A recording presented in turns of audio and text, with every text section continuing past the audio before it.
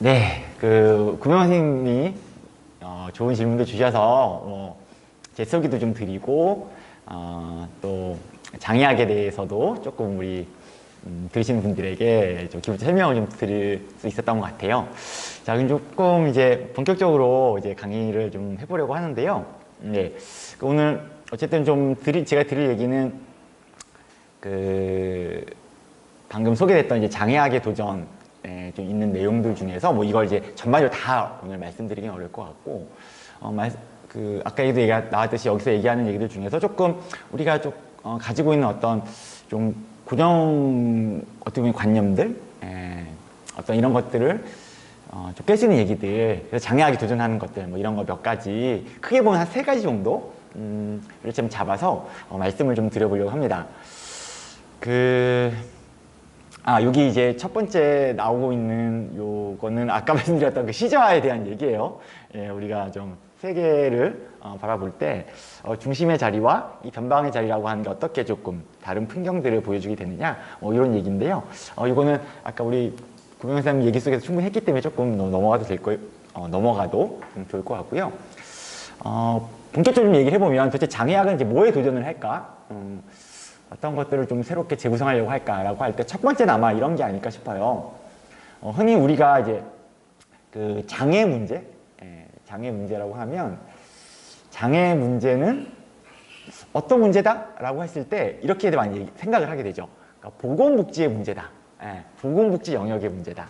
이렇게 많이 이해를 하게 되고 또 그런 틀 안에서 이제 논의가 되고 또 그런 제도적인 어떤 룰이라고 할까요? 어떤 형식을 갖게 되는데, 근데 이제 장애학이 얘기하는 첫 번째 도전은, 제기하는 첫 번째 도전은, 장애 문제는, 보건복지의 문제가 아니다? 라는 거예요. 여러분 이제 제가 노들 장애인 야학에 2000년 여름에 이렇게 일종의 뭐 상근교사, 이제 첫 번째 활동가로 이제 상근 활동가로 올라오게 되고 나서 2001년도부터 본격화 됐던 어떤 운동이 뭐냐면 이동권 운동이었습니다. 예. 어떻게 보면 이제 21세기 한국 사회의 어떤 장애인 운동을 촉발시켰던 이제 시작점이 되는 이제 실천인데요. 근데 이제 저희가 이제 장애인 이동권이라고 하는 것을 요구할 때 사실은 이제 되게 다양한 이동권이라고 하는 새롭게 제기된 권리 안에 다양한 얘기들이 있지만 그게 이제 주로 보면은 이런 거였죠. 예컨대 대중교통의 문제. 그러니까 뭐 지하철이나 이런 버스와 같은 대중교통을 당시에 이제 장애인들이 이용할 수 없었기 때문에 그런 대중교통의 문제가 있었고 또 어떤 건축물이나 이제 구조물 이런 것들을 이제 장애인들 제대로 접근할 수 없고 또 그 안에서 이동할 수 없고 이런 것들이 있었겠죠. 그다음에 이제 도로의 문제 이런 것들이 있었을 거예요. 자, 그래서 저희가 뭐 다양한 그런 요구들 이동 장애인의 자유롭고 이제 안전한 이동에 대한 요구를 가지고 이제 뭐 거리에서 시위도 하고 뭐 서명운동도 하고 뭐 이랬지만 또 결국 이제 이걸 어떤 정부의 좀 정책으로 바꾸면서 이제 정부 일을 만나야죠. 권력을 가진 사람들과 담판을 이제 져야 하는 거죠. 그래서 이제 정부를 찾아가게 되는데 이제 그 당시에 2001년 당시에는 광화문에 이제 대부분 이제 정부 부처들이 그러니까 지금 저 세종시에 가 있었던 게 대부분 이제 광화문에 있었기 때문에 광화문을 갑니다. 정부 청사를 찾아갔죠. 그래서 이제 어느 부처를 찾아갔었냐면은 저희가 요구하는 게 그런 교통, 건축물 뭐 이런 거니까 당연히 그런 걸 다루는 부처인 국토교통부를 찾아가게 됩니다. 그러니까 그 당시에는 이제 건설교통부였는데요. 거기를 찾아가서 이제 우리 이러한 요구에서 찾아왔다. 라고 얘기를 하니까 거기에 있는 사람들이 이렇게 얘기를 하는 거예요. 그러니까 아니 왜 장애 문제를 가지고 우리한테 왔느냐. 장애 문제는 보건복지로 다릅니까? 보건복지로 가라. 이렇게 이제 얘기를 했던 거죠. 그러니까 이제 그들의 인식 안에서 장애 문제는 그냥 보건의 문제. 그러니까 보건은 결국은 누군가 아픈 사람 치료해주고 복지라고 하는 건 이제 권력자들이 얘기하는 복지라고 하는 건 뭐 어려운 사람 좀 지원해주고 도와주는 겁니다. 이제 그런 문제라고 생각했던 것이고 그리고 이제 실은 또 한편에서 보면 그들이 그렇게 얘기를 했던 거는 이미 제도적 틀 안에서 이미 그런 뭐라고 할까요? 흐름들을 쭉 갖고 있었던 거죠. 그러니까 실은 저희가 2001년도 이동권 투쟁을 시작하기 전에 에도 어떤 이제 장애인들의 어떤 접근권이라고 할까요? 이런 걸 다루는 이제 법안이 하나 사실 이미 존재하고 있는 게 있었습니다. 지금도 이제 존재하고요. 그게 뭐냐면 1997년에 만들어진 장애인 노인 임산부 등의 편의 증진 보장에 관한 법률이라는 거예요. 이름이 좀 길죠? 예, 약칭 편의 증진법이라고 합니다. 이 법이 어쨌든 이 법도 이제 그런 장애인들의 편의 시설, 건축의 문제 이런 것들을 이제 다루죠. 자, 근데 이게 어떤 그런 건축물 구조물을 다루는 법인데도 불구하고 이게 보건복지부 소관부처의 법률로 이미 존재하고 있었던 거예요. 그러니까 여러분 이제 어떤 범죄 소관부처라고 하는 거는 쉽게 생각하시면 이제 그 법률의 시행 규칙을 만드는 부처라고 생각하시면 됩니다. 어떤 법이 있고 그 법률은 이제 시행령과 시행 규칙이 있는데 시행령은 이제 대통령이 만들어요. 대통령령입니다. 그리고 시행 규칙은 이제 해당 장관이 만든 장관령이죠. 그런 걸 이제 만드는 부처가 결국 소관부처인데, 자, 이게, 건축물 구조물을 다루는데도 불구하고 장애인과 연관이 되니까 이제 보건복지부가 이미 이걸 가지고 있었던 거예요. 왜 그랬을까? 왜 이제 장애 문제는 이제 보건복지 문제라고 생각했기 때문이죠. 근데 이게 실제로 다뤄야 되는 일은 다른 영역의 일인데 장애인 문제라고 이걸 보건복지가 껴안고 있으니 사실은 그 법률이 힘있게 제대로 굴러가기가 어렵죠. 예. 자, 그래서 저희가 이제 새롭게 2001년도부터 투쟁을 해서 2005년도에 그 새롭게 이제 그 장애인 등의 교통약자의 이동편의증진법이라고 하는 새로운 법률을 만들게 되는데, 그래서 이 법은 이제 끝까지 저희가 이제 싸워가지고 지금 이제 국토교통부 소관부처 법률을 이제 만들게 되는데, 어쨌든 이미 이제 그 정부 안에서 행정부처 안에서도 장애 문제가 그런 식으로 구획이 되어 있었던 거죠. 근데 이것만이 아니라 여러분 이제 저희가 요즘에 최근에 한국 사회에서 이제 중요하게 다루고 있는 의제 중에 하나가 바로 이제 차별금지법입니다. 포괄적 차별금지법, 평등법이라고 얘기하죠. 이게 지금 한참 논의 중인데, 여러분 이 차별금지법 같은 경우에는 이게 어떤 걸 다루는 법이냐면 어떤 뭐 그게 사인이든 뭐 어떤 기관이든 법인이든 어떤 행위체가 다양한 생활 영역에서 그죠? 노동, 교육, 뭐 재화, 용역 서비스의 제공, 뭐 하여튼 다양한 영역에서 어떤 행위들이 벌어질 텐데 그것이 차별이냐 아니냐를 이제 법률적으로 이제 따져서 그게 법률적 차별이면 어떤 시정 조치를 하거나 공고를 하거나 뭐 이런 것들을 하는 이제 법입니다. 자, 그래서 현재 지금 차별금지법은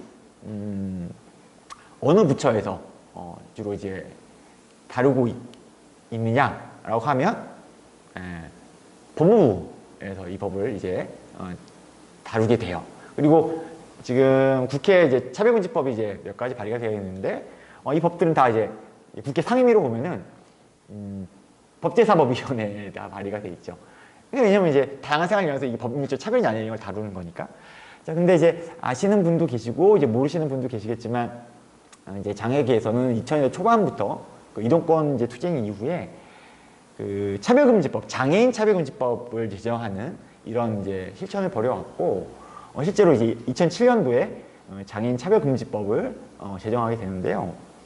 근데 저희가 이제 장애계에서 자체적으로 저희가 이제 그 장애인 차별금지 법안을 만들어서 저희가 자체로 이제 발의를 할 때는 당연히 이건 이제 법무부가 다뤄야 될 일이니까 그때 당시에 이제 법제사법위원회 활동하시는 이제 국회의원분을 이렇게 좀 섭외를 하고 모셔가지고 그렇게 이제 국회 법제사법을 발의했어요. 사실은 그때 그걸 발의했던 분이 지금 이제 고인이 되신 노회찬 의원이셨어요. 예, 그때 당시 법제사법위원회 활동하셨고요.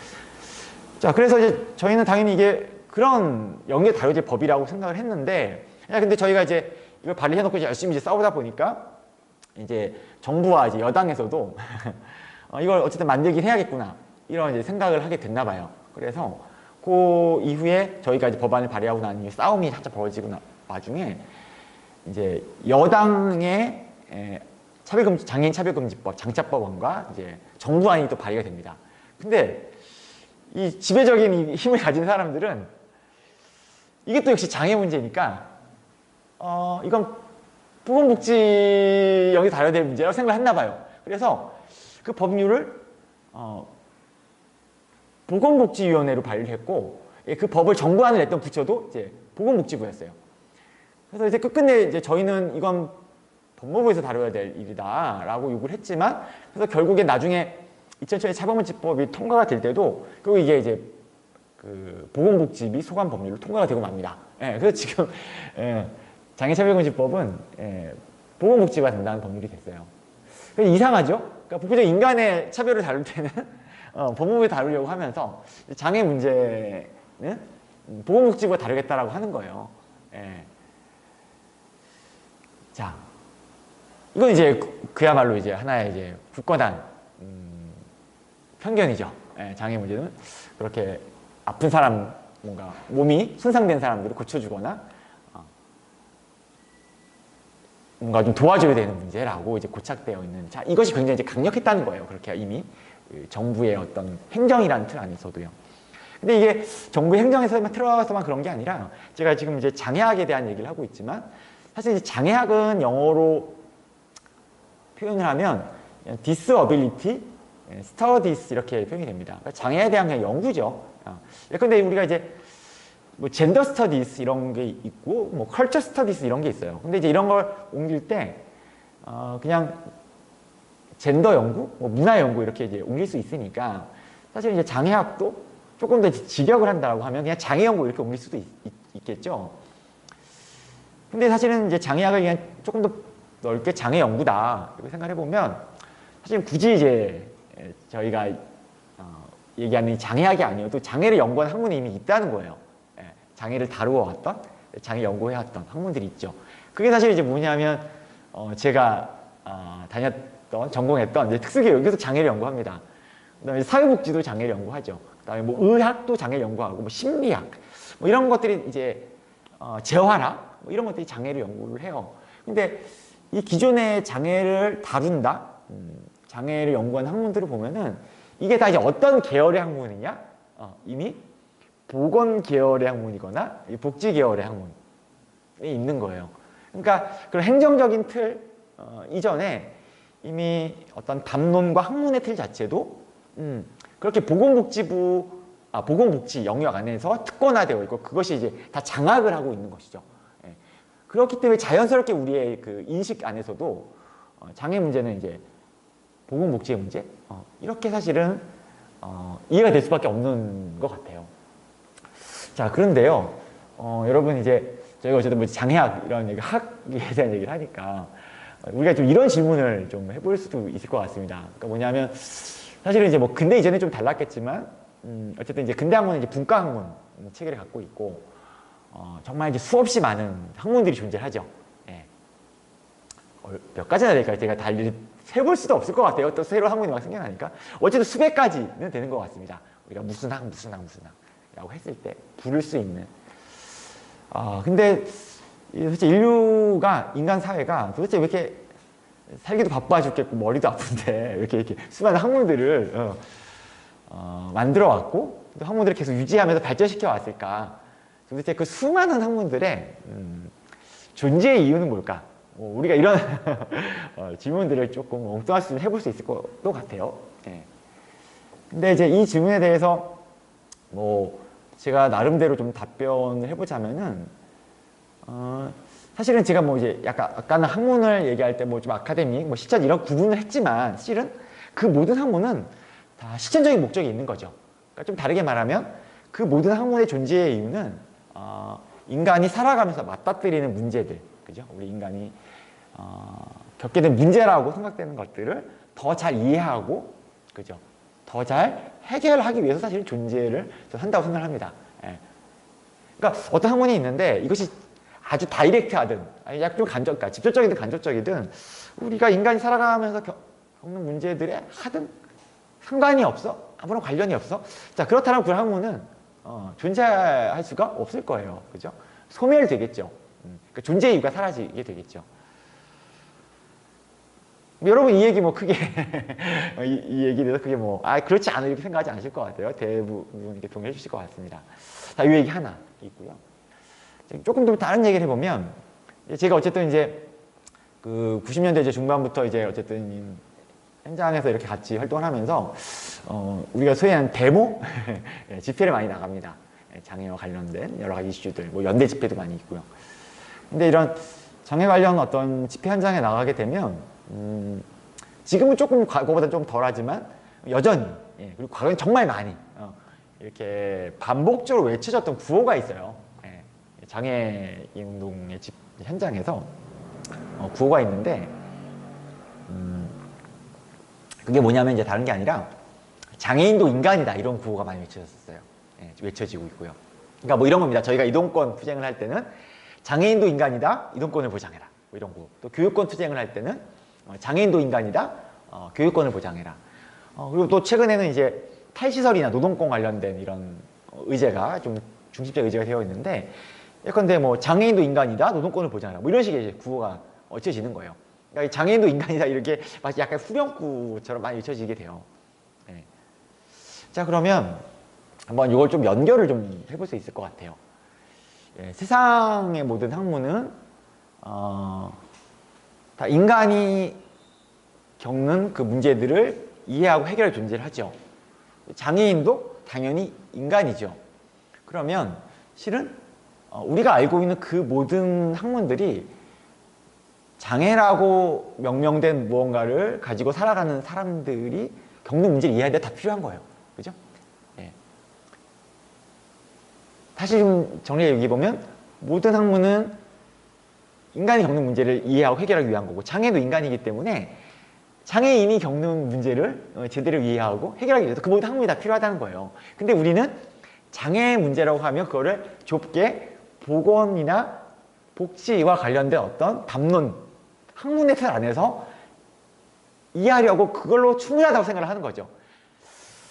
저는 우리가 장애를 제대로 이해하고 있지 못하다, 장애를 잘 모른다. 그러니까 아까 우리 고현 선생님하고 얘기할 때 이제 제가 2007년에 썼던 이제 책 제목이 당신은 장애를 아는가? 라고 했는데 사실 이 책 제목이 조금 한편 도발적이라 조금 약간 건방지게 느껴지기도 해요. 너 장애를 알아? 뭐 이런 거니까. 사실은 이제 근데 이제 그 책 제목은 이제 재밌게 만들려고 지은 제목이긴 했어요. 그러니까 그 당시에 어떤 유명한 그 탤런트 선생님이 어떤 CF에 나와서 니네가 개맛을 알아? 이런 이제 광고를 했는데 사실은 이제 저거 재밌다. 그래서 니네가 장애를 알아? 뭐 이런 거였는데 자 근데 어쨌든 우리가 만약에 장애를 제대로 잘 모른다라고 했을 때는 첫 번째 어떤 그 벽, 그것을 가로막는 벽은 바로 그것이지 않을까? 자 그래서 여러분 이제 제가 지금 이제 보여드리고 있는 이걸 보면은 이게 장애학과 관련된 어떤 책들이에요. 그러니까 앞에 여기 이제 같이 나왔던 당시에 장애학 원인을 말하도 있고 또 영어로 된 책도 있는데 이 책들을 보면 우리가 아는 장애는 없다. 이 책은 이제 문화유학을 공부하시는 분들이 장애를 쓴 거죠. 또 철학 장애를 논한다. 이거는 이제 철학을 하시는 분들이 장애에 대해 얘기를 합니다. 그리고 주로 이제 장애학의 오늘을 말하다는 주로 사회학을 좀 다른 학문도 있지만 이제 분들이 좀 많이 이 책을 썼고요. 장애와 유전자 정치 이 책은 과학기술학 하시는 분들이 또 쓰기도 했습니다. 또 영어 제목만 지금 있지만 이제 Disability and Political Theory 이 책은 이제 말 그대로 정치학, 정치이론을 하시는 분들이 썼고요. 맨 아래 이 책은 이제 현재 지금 장애학 저희 노들 장애 공개에서 같이 세미나를 하고 있는 책인데 Historical Sociology 그러니까 역사학, 역사사회학 관련된 책이에요. 장애를 역사사회학의 관점에서. 자, 그러니까 사실은 장애 문제는 단순히 보건복지의 문제가 아니라 사실 굉장히 역사적인 문제죠. 그러니까 장애를 이해하려면 우리가 역사학이 필요합니다. 그리고 철학적인 문제이기도 해요. 장애를 이해하려면 이제 철학이 필요하죠. 또 장애는 조금 더 자세히 얘기하면 사회의 문제인 거예요. 그러니까 사회를 이해해야 장애를 이해할 수 있어요. 그러니까 사회학이 필요합니다. 그리고 문학도 필요할 거고요. 미학도 필요할 거고요. 이게 다양한 학문들이 사실은 장애를 이해하기 위해서 필요하다는 거예요.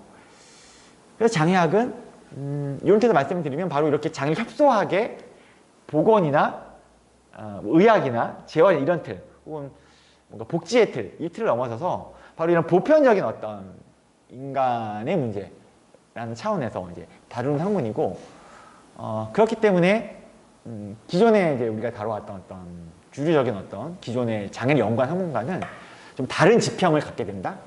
라고 할 수 있겠죠. 그리고 이런 틀이 문제의식들이 이 장애 문제와 연결이 될 때 우리가 조금 더 온전하게 장애를 이해할 수 있고 장애 문제를 같이 해결해 나갈 수 있지 않을까. 그래서 첫 번째 이제 우리가 좀 깨트려야 될 것은 바로 그겁니다. 장애 문제는 결코 의료 재활의 문제이거나 단순히 어떤 어려움을 겪은 사람을 지원하는 그런 복지의 문제가 아니다. 그걸 넘어서는 어떤 역사사회적이고 정치적이고, 왜냐하면 이제 다수자와 소수자의 문제인 거잖아요. 다수자와 소수자의 문제라는 건 권력관계의 문제이기 때문에 그런 어떤 이제 정치적인 문제죠.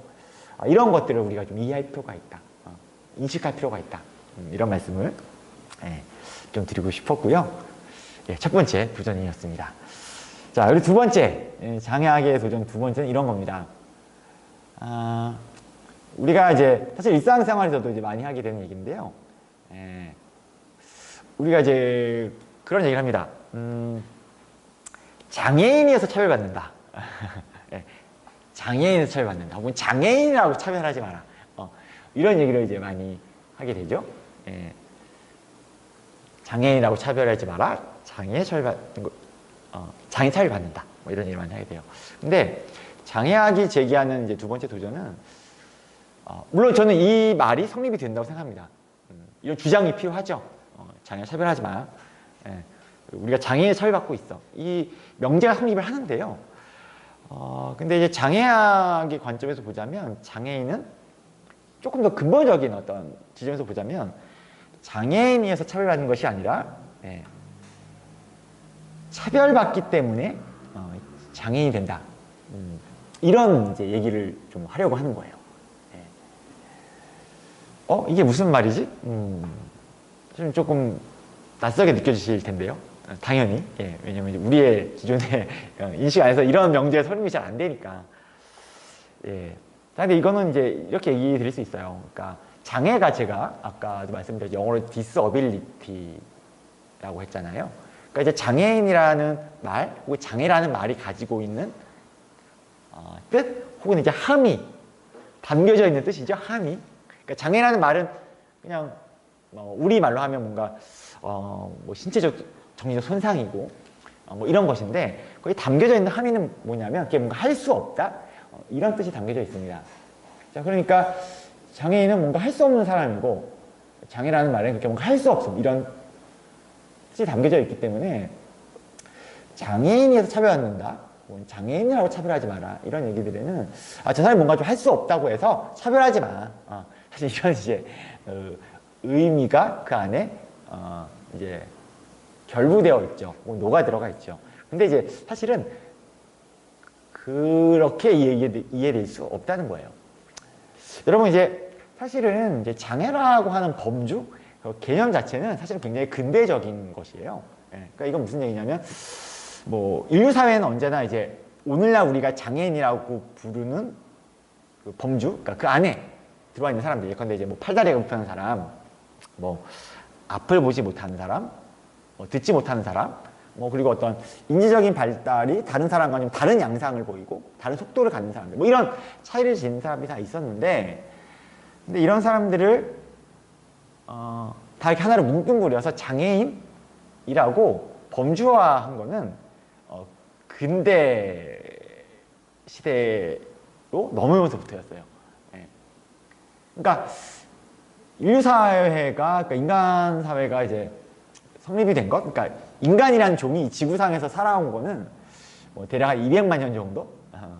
그러니까 우리 인류의 조상의 조상, 호모 에렉투스부터 치면 한 200만 년 정도 살아왔지만 사실은 이러저러 다양한 몸의 차이를 지닌 사람들을 이렇게 장애인이라고 묶어서 그러니까 구획하기 시작한 거는 사실 불과 200년도 안 되는 거죠. 그러니까 굉장히 새로운 개념이자 범주입니다. 자, 그러다 보니까 사실은 이제 한 200~300년 전쯤, 뭐 길게 잡으면 300년, 짧게 잡으면 200년쯤 이제 유럽에서 먼저 이런 장애인이라고 하는 말, 영어로 disabled people, 뭐 처음에는 이제 the disabled bodied 이런 표현이 쓰였어요. 뭔가 할 수 없는 몸뚱아리, 뭐 이런 이제 표현이었는데요. 이런 disabled people이라는 이제 용어가 생겨난 건 200~300년쯤 됐지만 처음에는 이게 되게 또 막연한 말이었다는 거예요. 장애라는 말은 그러니까 막연했다는 건 정확히 규정되어 있지 않았습니다. 정의되어 있지 않았어요.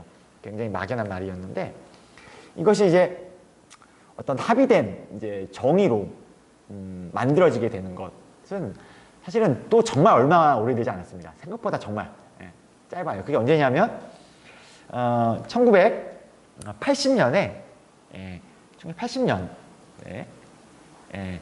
세계보건기구 그러니까 또 이제 장애는 이제 보건의 문제니까 또 그걸 또 다뤘던 건 이제 유엔사는 세계보건기구였는데 세계보건기구가 1980년에 사실은 가서야 이 장애에 대한 어떤 그 보편적인 합의된 정의를 처음 만들어내요. 그러니까 그렇게 보면 이제 장애라는 개념이 생긴 건 불과 한 200년. 또 그 개념이 명확하게 정의가 되기 시작한 건 불과 한 40년밖에 안 된다는 겁니다. 자, 근데 이제 이때 그 어떤 권위가 있는 기구죠. 유엔사나 이런 세계보건기구가 장애를 정의할 때 그것을 어떻게 얘기를 하냐면 이렇게 얘기합니다. 그러니까 장애라고 하는 거는 어떤 사람의 몸에 일단 손상이라고 간주될 수 있는 것. 그러니까 제가 이제 간주될 수 있는 것이라고 말씀드리는 거는 사실 이제 뭐가 손상이냐 이것도 굉장히 이제 역사적으로 문화적으로 다르게 이해될 수 있기 때문에 이렇게 저는 정확히 말하면 손상이 간주될 수 있는 것이라고 말씀을 드리는데 어쨌든 자 인간의 몸에 이제 손상이라고 간주될 수 있는 어떤 것이 일단 존재하는 것이다. 장애는 자 그러면 그 사람이 그 손상이 있게 되면 그 손상 때문에 무언가를 하는데 제약이 오거나 무언가 할 수 없게 된다. 이게 영어로 얘기하면 이제 disability예요. 뭔가 잘할 수 없거나 아니면 아예 할 수 없어. 이런 제약이나 불능이 생기는 거고 자 그럼 어떤 사람이 그런 일상의 생활에서 제가 할 수 없는 상태를 갖게 되면 경험하게 되면 그 사람이 이제 어떻게 되냐 결국 사회적으로 불리해진다라는 거예요.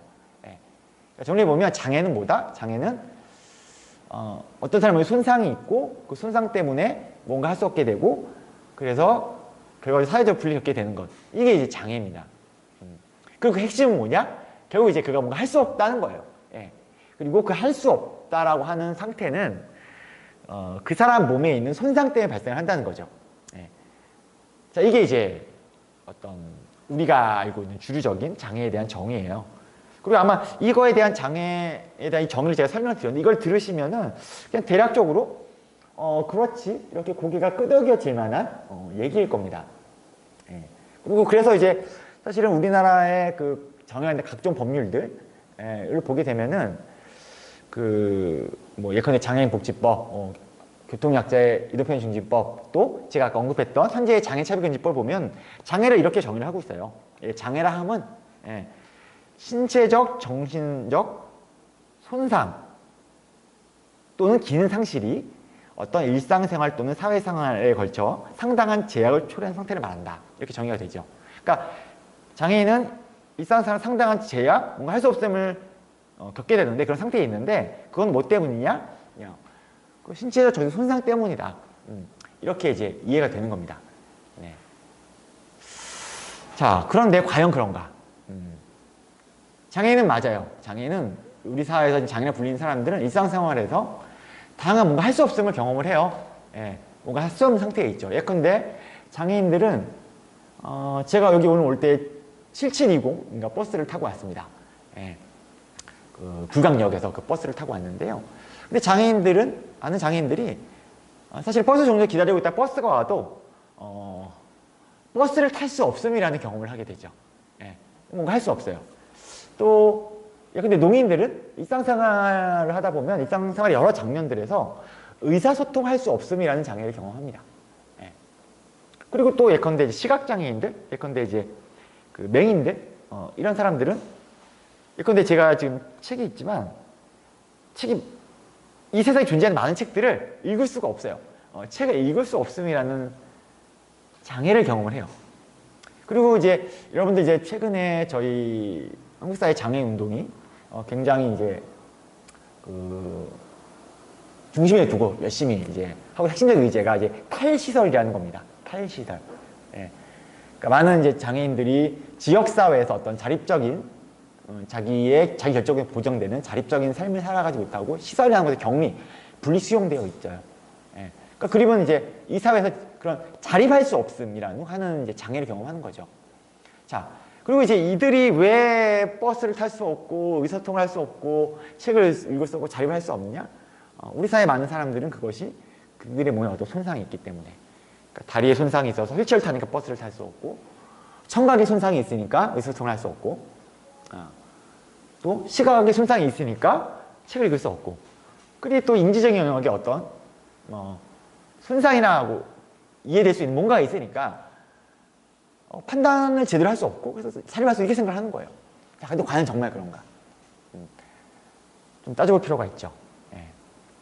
그 예컨대 이렇습니다. 좀 하나하나 간략히 설명을 드리면요.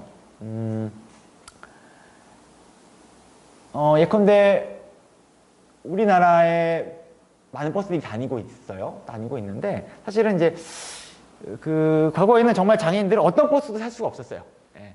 예컨대 휠체어를 이용하는 장애인들의 경우에는. 예. 근데 저희가 아까 말씀드렸던 이제 이동권 투쟁을 열심히 해가지고요. 그 2005년도에 법률이 만들어지고 2006년도부터 우리 사회에 조금 다르게 생긴 버스들이 들어오기 시작합니다. 예컨대 설명을 드리면, 요즘 이제 보시기도 할 거예요. 보시기도 할 텐데, 예컨대 버스는 버스인데 기존의 버스와는 좀 다르게 일단 탈 때 계단이 없어요. 예. 계단이 없으니까 그만큼 버스가 낮죠. 예. 그리고 이 뒷문에서 이제 보신 분들 계신지 모르겠지만 이 램프, 그러니까 경사로가 이렇게 자동 나오게 되어 있는 이런 버스들이 다녀요. 그래서 이제 넌스텝 버스, 그러니까 계단이 없으니까 라고도 부르고요. 영어로는. 그 다음에 바닥이 낮기 때문에 로우 플로우 버스, 그러니까 저상 버스라고도 부릅니다. 이 버스가 이제 다니기 시작을 하고 있죠. 많진 않아요. 지금 전국적으로 따지면 뭐 한 시내버스의 경우는 4대 중에 3대 정도 다니기 시작을 하고 있습니다. 다니고 있어요. 자, 그럼 이번에는 예컨대 다리에 손상이 있어서 혹은 척수에 손상이 있어서 휠체어를 이용하는 그런 손상을 가지고 있는 사람이, 이번에는 저희가 열심히 싸워서 만들어 놓은 그 저상버스가 온단 말이에요. 자, 그러면 어떻게 되겠어요? 이번에는 그냥 버스를 탈 수 있겠죠. 할 수 없지 않고 할 수 있단 말이에요. 우리는 그냥 그렇지, 그건 또 당연한 거 아니야? 장애인들도 탈 수 있으라 만들어 버스니까, 이렇게 생각하고 마실 텐데, 자, 우리가 이걸 한번 잘 따져봐야 된다는 겁니다. 예컨대 동일한 손상을 가진 동일한 사람이 그 손상의 변화가 없잖아요. 변함이 없는데 그 사람이 버스를 탄다라고 하는 동일한 행위를 지금 할 수 있기도 하고 할 수 없기도 한 거죠. 네. 자, 여러분, 원인, 뭐뭐 때문에라는 건 원인을 얘기하는 것이고, 그 원인은 결국 어떤 결과를 만드는 요인인데, 자, 지금 이 손상이라는 요인의 변화가 없단 말이에요. 근데 이들이 버스를 지금 탈 수 있잖아요. 예. 사실 우리나라는 전체 버스의 4대 중에 1대 정도이지만, 근데 영국 같은 경우에는 이미 한 4, 5년 전에 모든 버스가 다 지금 우리가 로우 플로우 버스라고 부르는 이 저상버스로 바뀌었어요. 그들은 다 버스를 지금 탈 수 있거든요. 근데 이들이 버스를 탈 수 있는데, 자, 버스를 탈 수 있다는 것도 물론 중요하지만, 버스 탈 수 있는데 이들의 손상은 변함이 없다는 거예요. 예, 그죠? 지금 버스 탈 수 있을 때. 자, 그렇다면 우리가 어떻게 이들이 버스를 탈 수 없음의 원인을 그들의 몸에 주는 손상 때문에 얘기할 수 있겠냐는 거죠. 자, 그리고 여러분, 이제 예컨대 그 농인들의 경우에 맞습니다. 일상생활 많이 장면되어서 의사소통을 할 수 없는 경험을 많이 하죠. 예. 그리고 이제 그들이 의사소통할 수 없는 건 청각에 어떤 손상이 있기 때문이라고 사람들이 생각을 하죠. 자, 그러나 예컨대 우리가 이런 경우를 생각해 볼 수 있습니다. 자, 의사소통할 수 없음의 원인이 청각 손상 때문에 생각을 하지만, 예컨대 청각에 손상이 있는 사람과 청각에 손상이 있는 사람이 만났어요. 와, 그러면 어떻게 되겠어요? 어떻게 돼야 되겠어요? 만약에 그게 원인이라고 생각하면 의사소통할 수 없게 만든 원인이 청각의 손상인데, 이게 한 사람만이 아니라 두 사람도 청각에 손상이 있어? 그럼 의사소통을 정말 할 수 없어야겠죠. 근데 그런가요? 예, 그렇지 않습니다. 예, 청각에 손상 있는 사람과 청각에 손상 있는 사람이 만나면 의사소통을 너무 잘 할 수 있어요. 그들의 모어인 수어를 가지고 잘 할 수 있죠. 예. 또 예컨대 청각에 손상이 있는 사람과 없는 사람이 만나요. 그러면 청각에 손상이 없는 저 같은 청인은 지금처럼 입으로 말로 의사소통을 해요. 예. 청각에 손상이 있는 농인은 그의 모어인 수어를 사용을 하겠죠. 그러면 이제 아마 이 경우에 의사소통이 잘 안 될 수는 있을 거예요. 예. 그러나 이 경우에 의사소통이 잘 안 되는 거는 예컨대 한국어를 모어로 쓰는 한국인과 영어를 모어로 쓰는 영국인이 만났을 때 안 되는 것과 사실은 마찬가지거든요. 그죠? 예. 근데 여러분 한국인과 영국인은 또 의사소통을 잘 할 수 없는 경우도 있을 거예요. 예? 예. 그러나 항상 의사소통을 할 수 없느냐? 그렇진 않겠죠. 예. 그런데 한쪽 사람이 다른 쪽 말을 좀 배우면 혹은 그 둘 사이에 통역이 들어오면 의사소통을 잘 할 수 있습니다. 그죠? 근데 그건 또 청인과 농인도 마찬가지거든요. 예컨대 저는 사실 이제 특수교육을 전공했기 때문에 사실 수업에서 조금 수어를 배우긴 했어요. 그러나 이제 제대로는 못하죠. 그러나 제가 조금 더 열심히 시간을 내서 수어를 좀 배운다면 혹은 제가 수어를 못해도 만약에 필요할 때 적절하게 수어 통역이 하나의 서비스를 제공이 된다면 충분히 의사소통을 잘 할 수 있겠죠. 자, 근데 여러분 이렇게 의사소통을 잘 할 수 있다. 제가 이걸 또 강조하려는 게 아니라 이때 중요한 건 뭐냐? 이때 그 농인의 청각에 손상이 존재하는 사실은 변함이 없다는 거예요. 그러니까 그게 뭔가 변해서 의사소통을 잘 할 수 있는 게 아니라 그것이 그대로 있지만 손상 요인은 변함이 없지만 의사소통을 잘 할 수 있다면 과연 그가 의사소통을 할 수 없음을 경험하는 원인이 그 장애를 경험하는 원인이 청각의 손상 때문이냐? 그렇지 않다는 거예요. 그죠? 다 마찬가지입니다.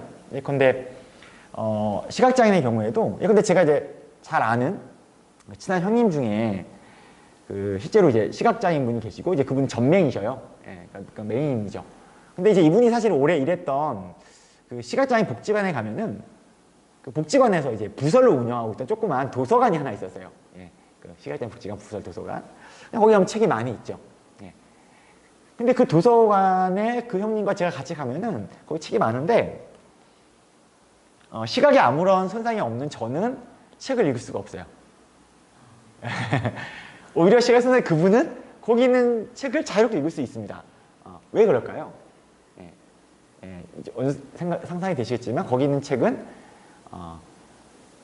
시각장애인용 문자, 인 점자로 만들어진 책이기 때문이에요.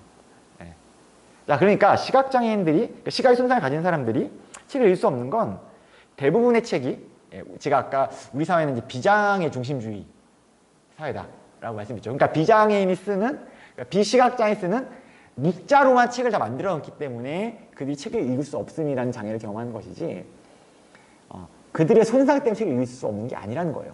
그들이 쓰는 문자, 점자로 만들어 놓은 책은 오히려 제가 읽을 수 없게 되고 그들은 자유롭게 읽을 수 있게 되기도 하죠. 사실은 그래서요, 여러분이 장애학의 도전이라는 책은 국립장애인 도서관에서 바로 그 시각장애인도 읽을 수 있는 점자 형태의 파일을 제공을 합니다. 그러니까 이제 이 책은 그래서 명인분들도 시각장애인 다 읽을 수가 있어요. 책은. 대부분의 책들은 그럴 수 없지만. 자, 그래서 이 역시 그 어떤 사람이 갖고 있는 손상으로 그 원인을 소급해갈 수 없다는 거예요. 그죠? 발달 장애인들, 여러분 이제 우리가 보통 그러니까 지적 장애나 어떤 자폐성 장애와 같이 어떤 인지적 영역의 장애를 갖고 있는 사람들이 발달 장애라고 부르는데요. 사실 여러분 이제 그 시설, 아까 제가 말씀드렸던 장애인 수용 시설의 80% 이상이 거의 수용되어 있는 사람들 80% 이상이 이런 발달 장애인 분들이에요. 발달 장애인이죠. 자, 근데 여러분 이제 저희가 이 탈시설 운동을 지금 굉장히 중심에 놓고 활동을 하고 있다고 말씀을 드렸는데, 그래서 작년 12월 10일에 이미 국회에 이 탈시설 지원법이라는 게 발의가 됐고요.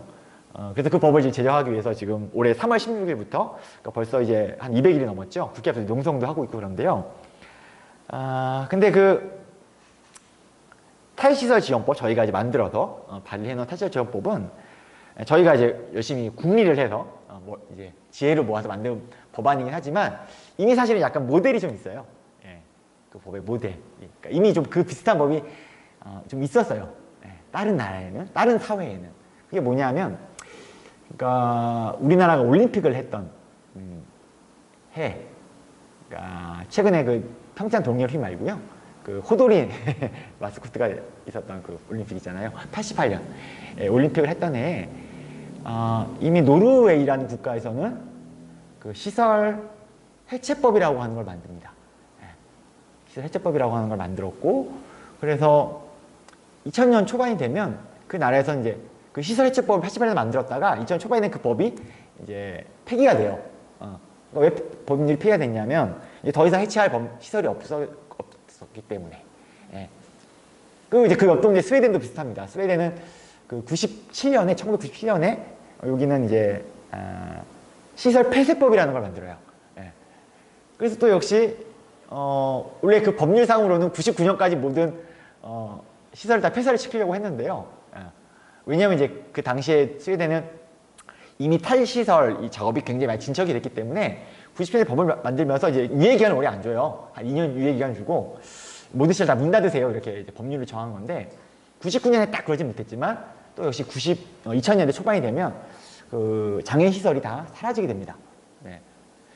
뭐 거기만 그런 게 아니라 뉴질랜드도 비슷해요. 뉴질랜드 한 4, 5년 전쯤에 모든 장애인 시설이 다 없어졌어요. 자, 그러면 우리 동네에도 우리 사회에도 발달 장애인이 있고요. 그 뭐 노르웨이 사회나 스웨덴 사회나 이런 데에도 발달 장애인이 있는데요. 그 동네 발달 장애인들은 어디서 어떻게 살아가고 있을까? 장애 시설이 없는데, 시설 자체가 존재하지 않는데, 당연히 시설이 없기 때문에 그곳의 발달 장애인들은 다 지역사회에서 그들에게 필요한 서비스와 지원과 이런 것들을 받으면서 권리로 누리면서 지역 자립을 하고 있는 거죠. 자, 여러분, 제가 이제 이 얘기를 드리는 건 또 이제 그 동네 부러워, 그 동네 너무 잘 돼 있어, 뭐 이런 얘기를 드리려고 하는 건 아니고, 물론 좀 부럽기도 합니다만, 이렇다는 거죠. 자, 우리 사회에도, 우리 동네에도 어떤 인지적 영역에 손상을 가졌다고 간주되는 발달장애인이 있고요. 그 동네에도 마찬가지로 발달장애인이 있는데, 우리 동네 발달장애인들은 자립을 할 수 없음이라는 장애를 경험하고 있고요.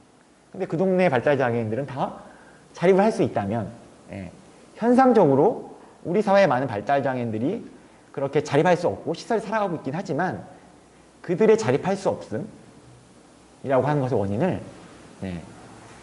그들의 손상 때문이라고 얘기할 수는 없다는 거예요. 좀 정리를 해볼까요? 얘기가 좀 이제 중요한 얘기가 좀 길어졌는데요. 자, 그러니까 우리는 일반적으로 장애인이 뭔가 할 수 없는 사람이라고 생각을 하고, 실제로 우리가 할 수 없으면 경험하고, 자, 근데 그 원인은 그들의 몸에 있는 손상이다. 그래서 주류적인 어떤 장애의 정의는 손상이고 장애인 거죠. 우리가 신체적 장애라고 얘기할 때 그 장애는 결국 신체적 손상을 얘기하는 거거든요. 정신적 장애라고 할 때 그 장애는 어떤 정신적 영역에 손상이 있다, 이렇게 이해하는 것이죠. 그것에 기반해서 장애가 이해되고 그런 관점 안에서 장애 문제에 접근하죠. 그래서 우리는 그들이 뭔가 더 이상 할 수 없게 되지 않고 뭔가 할 수 있게 되고 또 뭔가 사회적 불리에서 겪지 않게 되려면 그들의 몸을 바꿔야 된다고 생각하는 거예요. 그 손상을 좀 뜯어 고치거나, 아니면 고칠 수 없다면 남은 어떤 거라도 잘 재활을 시켜보자, 이런 식의 접근을 하게 되는 거죠. 그래서 장애 문제는 보건복지 영역에 복지 재활의 영역, 그러니까 의료 재활의 영역에 그 어떤 관할권을 갖게 되는 겁니다. 자, 그런데요, 제가 지금 드렸던 설명에서 그 드러나는 것처럼 장애인은 손상을 가지고 있지만 뭔가 할 수 있어요. 손상을 가지고, 이건 그 사람이 갖고 있는 어떤 차이일 텐데, 몸의 차이인데, 그 차이를 그대로 가지고 뭔가 할 수 있다는 거예요. 뭔가 할 수 없지 않다는 겁니다. 그러면 과연 손상 때문에 그가 뭔가 할 수 없게 되는가? 그런 게 아닌 거죠. 사실은 제가 아까 장애와 관련한 가장 포괄적인 어떤 그 편견?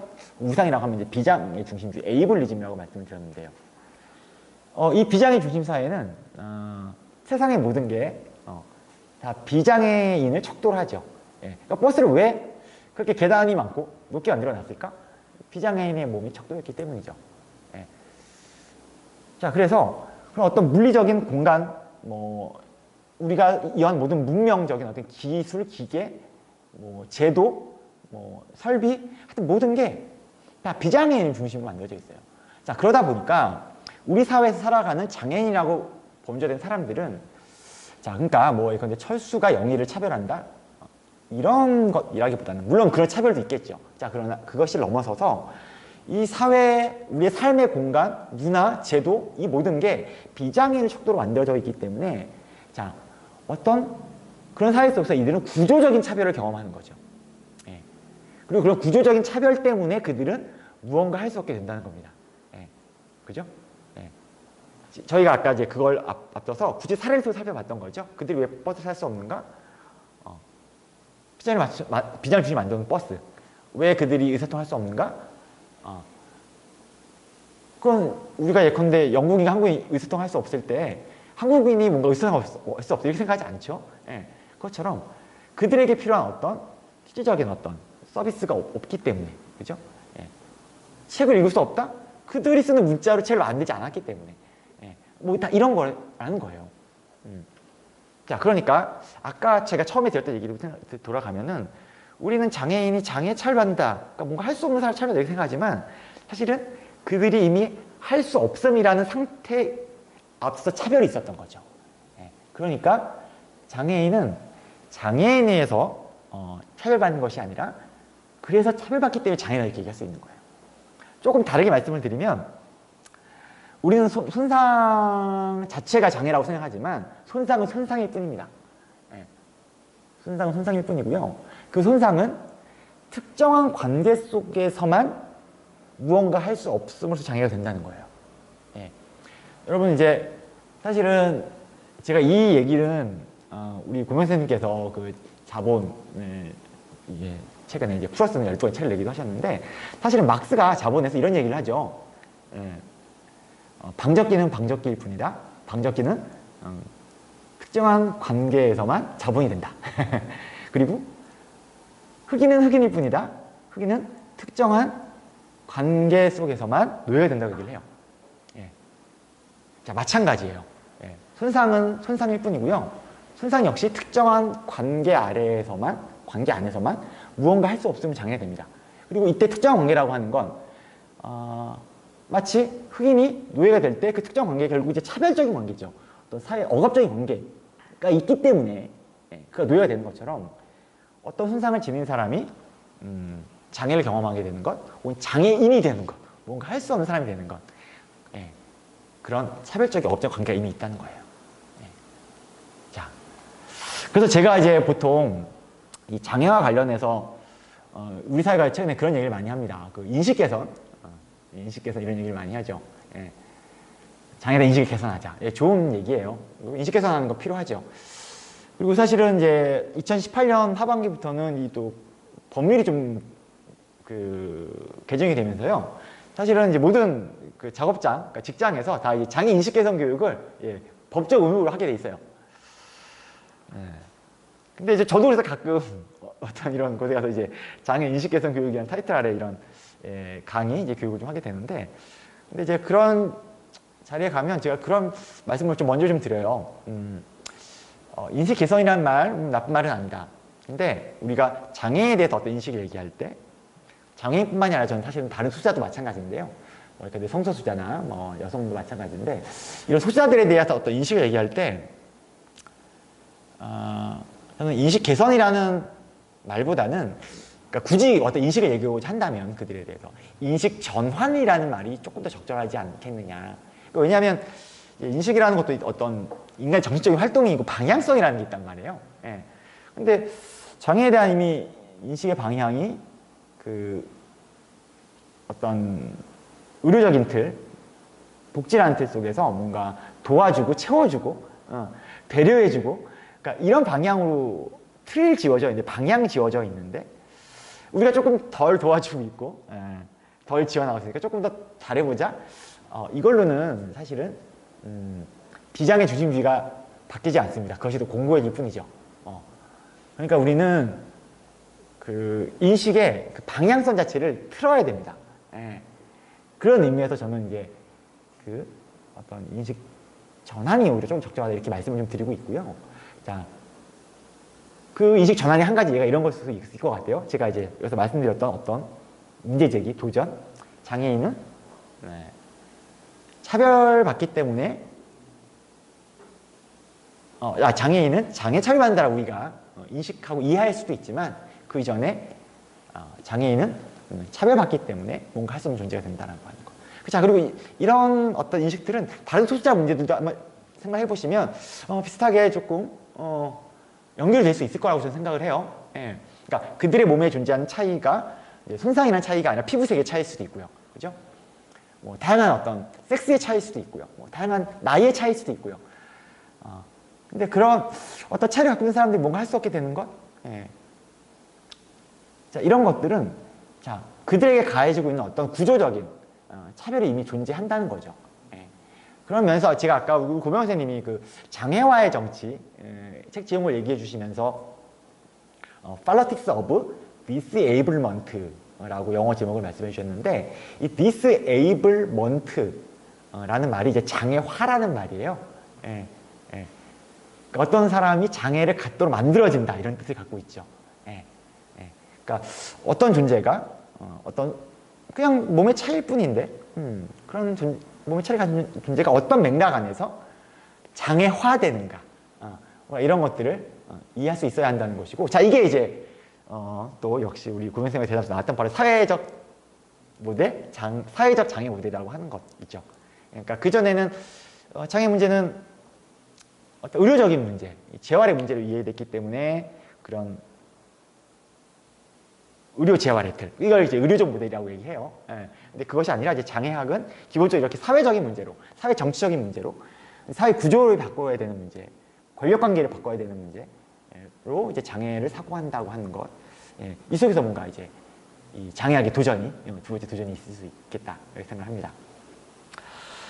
예, 조금 중요한 얘기여서 이 두 번째 도전 조금 길게 얘기 드렸고요. 예. 자, 그래서 사실은 저희가 이제 지금 국회 앞에서 탈시설 지원법과 더불어서 이제 9월 27일에 2020 이건 바로 얼마 전이에요. 예, 얼마 전에 9월 27일에 장애인 권리보장법이라고 하는 걸 또 이제 발의를 했어요. 예, 발의를 해서 이건 기존의 장애인 복지나 서비스와 관련된 이제 법률들을 전부 대체하기 위해서 이제 저희가 발의한 법입니다. 정말 얼마 안 됐죠? 근데 이 법을 보면은 그 장애에 대한 정의 자체가 달라집니다. 예, 이 장애인 권리보장법 장애 정의는 그래서 장애란 어떻게 정의하느냐? 장애란 사회의 문화적, 물리적, 제도적 장벽 등의 환경적 요인과 어떤 그 사람의 몸이 가지고 있는 신체적 차이가 상호작용하는 가운데 사회 참여의 제약이 발생하는 상태를 말한다. 이렇게 이제 얘기를 하는 거죠. 그러니까 그런 사회적인 어떤 차별, 조금 이제 완화된 얘기는 있을 수 있는데요. 바로 그런 사회적인 차별의 문제, 구조적인 장벽의 문제 이런 것들을 이제 장애 정의 자체에서 이제 녹여내고 있는 이런 법률이고요. 이제 이런 법률이 좀 만들어진다면 조금 더 좀 다른 얘기를 많은 사람들이 공유할 수 있지 않을까 또 생각을 합니다. 자, 그럼 두 번째 도전 여기까지 얘기하고요. 이제 세 번째 도전 얘기를 해야 될 텐데요. 장애학의 도전 세 번째는 이런 겁니다. 사실은 이제 장애인에게 가해지는 여러 가지 그 억압이나 낙인이 있어요. 예컨대 장애인은 뭔가 비정상적인 존재야. 이런 이제 어떤 낙인이 있죠. 그러니까 정상과 비정상이라는 이제 이분법 속에서 장애인은 이제 비정상적인 몸을 가지고 있는 존재, 뭐 이런 이제 낙인이 가해지기도 하고요. 또 장애인에게 가해지는 이런 낙인 억압 중에 하나는 또 뭐냐면 장애인은 의태 의존적인 존재야. 라는 어떤 낙인이 있습니다. 장애인은 굉장히 의존적이야. 그러니까 뭔가 할 수 없고 할 수 없는 존재. 그러다 보니까 타인에게 의존해야 돼. 그리고 장애인은 그렇게 의존적인 삶을 살아가고 있어요. 시설에서 누군가 시설에 의존하고 있고 뭐 이런 거겠죠. 자, 그런데 이 의존이라고 하는 걸 우리가 이해하는 방식을 보면 사실 이미 이제 그 개념을 표현하는 어떤 단어 자체에서 그렇기도 한데요. 우리는 이제 의존이라고 하는 것을 자립과 반대 개념으로 이제 이해를 하고 있죠. 그죠? 자립과 의존은 반대. 그러니까 예컨대 우리가 이런 걸 상정해 볼 수 있을까요? 그러니까 100% 자립적인 사람은 0%의 의존적인 존재겠죠. 완벽하게 자립적인 존재. 그리고 또 뭐, 너는 50% 정도 자립적이야? 50% 의존? 마치 이게 이제 반대이거나 제로섬 게임, 의존처럼 우리는 이제 자립과 의존을 이해를 합니다. 예컨대 영어 단어에서도 자립은 그러니까 의존은 디펜던스고요. 예, 의존은 디펜던스고 자립은 거기를 이제 부정하는 거죠. 부정하는 접두사 in이 붙었을 때 인디펜던스 이렇게 이제 이해가 되는 거예요. 사실 이제 언어라고 하는 건 우리의 의식을 이제 구조화해서 만들어진 것일 텐데요. 이렇게 이제 대립적인 것, 반대되는 것, 제로섬 게임에 관계 있는 것 이렇게 이해가 된다는 겁니다. 자, 근데 이 장애학이 도전하는 세 번째 어떤 도전은 장애의 세 번째 도전은 이런 겁니다. 자립과 의존은 반대말이 아니다. 결코 반대에 무엇일 수 없다. 실존적으로 그럴 수 없다. 사회적으로 그럴 수 없다. 이런 도전을 이제 제기하는 것이에요. 사실 이제 이 얘기가 이 책에서 7장에서 이제 굉장히 조금 이제 자세하게 한 장으로 이제 얘기를 하고 있고 이후에 이제 그 발달장애인의 자립이나 자기결정 이런 걸 얘기하는 이제 8장 또 장애 노동 문제까지 이 사실은 도전이 연결되어 있는데요. 일단 오늘 이제 시간이 이제 뭐 아직 저희가 많이 주어지지 않기 때문에 조금 추가적으로 말씀드리면 이런 걸 통해서 좀 얘기할 수 있을 것 같아요. 제가 이걸 좀 설명하기 위해서 지금 가져온 게 뭐냐면 다른 게 아니라 어떤 글자 하나를 가져왔습니다. 글자 하나. 예. 예, 요 글자가 뭐죠? 예. 어떤 분은 제가 이걸 띄워내니까 이거 시옷이라고 말씀을 하시던데 시옷은 아니고요. 예, 요거는 이제 사람 인자를 제가 한번 가져와 본 겁니다. 예. 근데 이제 이 사람 인자 요거 이제 한자죠. 한자인데 여러분 이제 우리가 이 한자는 이제 상형 문자라고 얘기를 해요. 그러니까 상형 문자는 뭐냐면 어떤 이제 그 뜻을 표현할 때 어떤 대상을 표현할 때 그 대상이 존재하는 꼴, 존립 형태, 어떻게 존립하고 있느냐 이걸 이제 보고 그 글자를 만들었다는 거예요. 근데 이 사람이라고 하는 존재를 그 존재하는 꼴을 보니까 그게 요렇트라는 겁니다. 사람인자. 그러니까 사람은 인간은 다른 그러니까 인간이 이제 사이간자에다가 사람인자 쓰는데요. 다른 존재들 사이에서 서로 이렇게 의존해서 의지해서 서 있더라는 거예요. 그렇게 존립을 하더라는 겁니다. 그러니까 자립을 한다. 그러니까 자립한다는 건 뭔가 스스로의 힘으로 선다는 것인데요. 그죠? 근데 그 모양을 보니까 인간이 서 있는 형태를 보니까 이렇게 다른 존재들 사이에서 서로 의지해서 서 있더라는 거예요. 이게 인간의 자립하고 있는 형태라는 겁니다. 자, 그러고 보면 우리는 자립과 의존을 이제 반대라고 생각하지만 이렇게 인간이 자기 힘을 스스로 서 있는 꼴 형태를 보면 그게 이미 타인에게 의존하고 있다는 거죠. 여러분 이게 그렇게 어려운 얘기는 아니에요. 제가 지금 뭐 이 글자라고 설명을 드렸지만 예컨대 제가 오늘 이제 아침에 일어나서 오늘 하루를 제 오늘의 일상의 삶을 영위해왔던 것들을 조금 돌이켜보면 제 하루의 일상을 영위하는데 필요했던 모든 것들이 사실은 다 타인의 어떤 활동과 노력 속에서 나온 것에 제가 의지를 하고 있다는 걸 아주 쉽게 자각할 수가 있습니다. 그죠? 예컨대 이제 뭐 제가 아침에 일어나서 씻고 이제 옷을 이렇게 이제 챙겨 입고 나왔는데 여러분 제가 입고 있는 이 모든 옷은 제 힘으로 제 스스로 이 세상에 만들어진 게 아니죠. 다 다른 이들이 만든 걸 제가 고맙습니다. 사실 말도 제대로 못하고 입고 있는 거예요. 제가 오늘 이제 점심 오기 전에 조금 늦은 점심을 먹고 왔는데요. 제가 먹은 밥, 쌀 그거 제가 힘들게 노력해서 만들어낸 어떤 산물이 아닙니다. 여러분 또 제가 오늘 이렇게 이제 강의를 하기 위해서 여러 가지 뭐 책상도 지금 있고 제가 의자도 있고요. 자, 이 의자에 제가 편하게 잘 의지해서 이렇게 앉아 있어요. 이 의자 누가 제가 오늘 이게 필요하니까 내가 열심히 노력해서 만들어야지 그런 거 아니죠. 다른 어떤 존재가 이미 만들어 놓은 그들의 노력으로 만들어 놓은 것에 제가 이렇게 편하게 잘 의지하고 있는 거죠. 여러분 이제 제가 사실은 오늘 얘기하기 위해서 토대가 되고 이 책, 이 장애학의 도전이라고 하는 책에 사실 써놓은 그 얘기도 지식도 여러분 제가 다 혼자 노력해서 만드는 게 사실 아닙니다.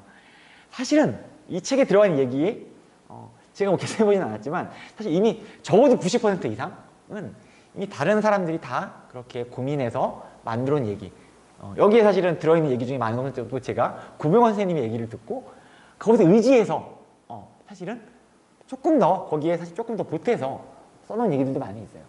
그러니까 제 생각, 제 말, 이건 제게도 아니라는 거예요. 예. 그러니까 제 삶을 영위하는 모든 것, 그리고 제 말이라고 떠들고 있는 모든 것이 이미 타인의 말, 타인의 실천, 타인의 그 노력 속에 다 기대고 있는 것이죠. 의지하고 있다는 겁니다. 자, 그래서 모든 인간은 그렇게 타인에게 의지하지 않고 하루의 일상적인 삶, 자립적인 삶을 영위할 수가 없다는 겁니다. 예. 근데 사실은 우리는 내가 타인에게 그렇게 의존하고 있다, 의지하고 있다 이런 걸 잘 자각을 못하죠. 예. 예. 이건 뭐 여러 가지로 얘기할 수 있지만 사실 그 원인 중에 하나는 사실은 근대 사회를 지배하던 화폐관계 때문이에요. 예. 예. give and take, 그러니까 뭔가 내가 돈으로 그거 줬기 때문에 난 당신의 의지하는 이렇게 생각을 망각을 하게 되는 거죠. 내가 타인에게 의존하고 있다는 것을. 그러나 여러분, 우리는 내 하루의 어떤 삶도 타인의 그 노력과 그리고 이미 나를 앞서 또 살아갔던 사람들이 이미 그렇게 만들어 놓은 것들에 의지하지 않고는 우리의 삶이 유지가 될 수 없죠. 그래서 우리는 모두는 다 그렇게 의지해서 자립할 수밖에 없다는 겁니다. 그러니까 자립과 의존은 반대라기보다는 서로가 서로 조건 짓는 것이죠. 그 의존이나 조건 써서 우리는 자립할 수밖에 없다. 그래서요, 제가 이런 이제 고민을 조금 이제 하다가 사실은 이제 몇 년 전에 그 일본에서 이런 또 이제 장애학을 하시는 어떤 장애인 한 분이 이제 우리나라에 와서 그 어떤 이제 일간지와 인터뷰를 한 적이 있어요. 근데 그분의 얘기를 듣고 와, 내가 고민했던 걸 정말 잘 압축적으로 정리해 주셨네. 우리 진짜 탁 쳤던 그 인터뷰를 본 적이 있는데, 그래서 제가 지금 좀 가져와 봤는데요. 그게 이제 뭐냐면 이런 것입니다. 이분이 어떻게 얘기를 하냐면, 우리는 자립과 의존은 반대다. 그러니까 의존하지 않는 상태가 자립이라고 얘기하지만, 이분이 뭐라고 얘기를 하시냐면, 이제 일본의 구마가야 시니치로라고 하는 이제 전동 휠체어 타시는 이제 중증 장애인분이신데, 이분이 이렇게 얘기를 해요. 자립은 의존하지 않는 것이 아니라 의존할 것을 선택할 수 있는 상태입니다. 이렇게 얘기합니다. 다시 읽어볼까요? 자립은 의존하지 않는 것이 아니라 의존할 것을 선택할 수 있는 상태이다. 그러니까 여러분, 우리가 자립적인 삶을 살아간다는 것은 어떤 중요한 삶의 순간에, 국면에 내가 하고 싶은 방향으로 내 삶을 결정할 수 있어야 되거든요. 자, 근데 그런 결정적인 순간에 내가 의존하고 의지할 수 있는 사람, 제도, 꾸면, 공동체 이런 게 아무것도 없어요. 그러면 어떻게 되겠어요? 저는 내가 살아가고 싶은 방향들 아무것도 결정할 수가 없어요. 자, 그래서 자립은 의존하지 않는 것이 아니라 그렇게 내가 어떤 것에 의지할 것인가, 의존할 수 있는가를 선택할 수 있는 상태라는 거예요. 그리고 이분이 이제 이어서 뭐라고 얘기를 해요? 세상이 장애인용으로 돼 있지 않으니, 세상에 많은 것이 다 비장애인용이라는 거예요. 왜? 세상은 비장애 중심주의, 에이블리즘에 기반해서 만들어진 사회이기 때문에 다 비장애인용이에요. 그러니까 장애인은 세상이 장애인으로 되어 있지 않기 때문에 의존할 수 있는 것이 무척 적습니다. 그러니까 우리가 장애인은 의존적인 존재라고 얘기를 하지만 장애인은 너무 의존하는 게 아니라 의존할 게 부족하기 때문에 자립이 어려운 겁니다. 이렇게 얘기를 해요. 여러분, 이 얘기 어때요? 좀 다가오시나요? 저는 이 얘기를 듣고 너무 손뼉을 딱 치게 됐어요. 자, 그러니까 제가 아까 말씀드렸던 것처럼 우리의 삶은 다 연결되어 있고, 그죠? 우리가 많이 한 얘기입니다. 어려운 얘기 아니죠? 그런 다 연결된 관계 안에서만 우리가 자립을 할 수 있다. 왜냐면 어려운 얘기 아니죠. 우리는 인간은 사회적인 존재라고 얘기하잖아요. 사회 안에서 다른 사람들 사이에서 서로 의존해서 살아갈 수밖에 없다면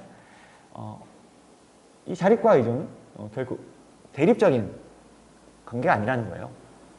그래서 또 재밌는 얘기 좀 해드리면 제가 이제 몇 권의 좀 책을 번역을 했는데 그 첫 번째 그 번역을 했던 게 이제 아까도 잠깐 슬라이드에서 나왔었지만 나온 책 중에 하나인데요. 그 우리가 아는 장애는 없다 라는 책이고 그 책은 이제 사실은 이제 문화인류학자 분들이 이제 썼던 책이라고 했어요. 근데 이제 그분이 그 바베이도스라고 하는 어떤 섬마을에 가서 이제 그분들의 어떤 삶을 이렇게 이제 같이 뭐 한 1년 정도 같이 살아가면서 이제 얘기를 나누고 관찰하다 보니까 이분들은 우리랑 되게 이해하는 방식이 다른 거예요. 그러니까 자립과 의존 이해하는 방식이 다른 거예요. 그러니까 우리는 의존하지 않아야 자립이고 타인에게 의존하지 않아야 자율적이고 이렇게 얘기를 하는데 이분들은 이렇게 얘기를 하더라는 거죠. 내가 되게 자립적인 존재로 자율적인 존재의 인정을 받는다는 것과 내게 타인에게 의존한다는 건 같은 거다 사실은. 내가 자율적인 존재, 자립적인 존재가 되기 위해서 누구에게 의지하지 않아야 되는 게 아니다. 이렇게 이제 얘기를 하더라는 거예요. 왜 그러냐? 그분들의 삶의 방식 안에서 개념 안에서 자립과 의존이 대립적인 게 아니기 때문이죠. 조금 결은 다르지만 이렇게 생각해 볼 수도 있어요. 여러분 이제 우리 이제 개인주의에 기반한 자유민주주의 사회, 우리 이제 흔히 말하는 자유주의, 개인주의 사회에서는 어떤 식의 얘기를 많이 하냐면 이제 우리가 보통 많이 인권 이런 얘기를 할 때 인간의 자유를 보장하려면 평등을 좀 제한해야 된다.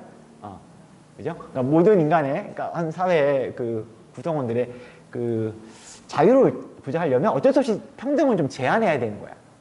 이렇게 얘기를 해요. 또 인간의 평등을 보장하려면 어쩔 수 없이 자유를 좀 제한해야 돼. 이렇게 얘기를 하죠. 그러니까 마치 어떤 사람이 이만큼의 자유를 누리려면 평등을 조금 줄여들어야 되고 한 사회 안에서도 이 자유와 평등이라고 하는 게 마치 약간 대립되는 것처럼 제로섬 게임처럼 이렇게 얘기를 해요. 한쪽이 늘어나면 한쪽은 줄어드는 것처럼. 마치 한 인간이 요만큼 자립적이면 요만큼 의존적이고 뭐 이런 것처럼. 근데 실제로 우리가 한 사회를 역사적으로 좀 살펴보면요.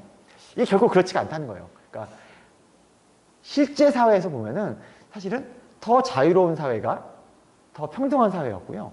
더 평등한 사회가 더 자유로운 사회였어요. 그러니까 자유와 평등은 이 인권이라고 하는 것들을 실현하는 두 축이었고 이 두 가지가 같이 서로 조건 지으면서 우리의 인간의 권리를 확장시켜 왔던 거죠. 자, 그러니까 조금 결론 날 수 있지만 자립과 의존이라고 하는 거는 그런 관계예요. 그러니까 디펜던스, 인디펜던스처럼 A와 not A의 관계가 아니라는 거예요. 오히려 그냥 A라는 가치와 B라는 가치 서로 엮여 들어가 있는 자립과 의존은.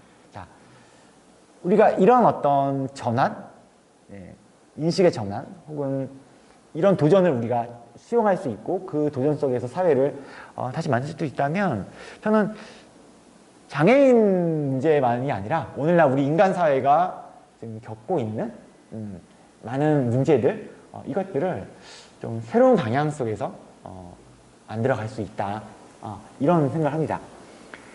그래서 이런 자립과 의존을 대립적인 관계가 아닌 인간의 조건 자체로 보는 거죠. 그러니까 의존이라고 하는 걸 인간의 조건이에요. 인간의 조건이고 인간이 벗어나지 않을 수 없는 그 조건으로 보는 속에서 우리가 자립을 이해한다고 했을 때 얼마나 많은 것 달라질 수 있는가. 저는 그런 것들을 우리가 좀 고민해 봤으면 좋겠다. 그리고 이것이 이제 장애하기 도전 세 번째 도전인 것 같습니다.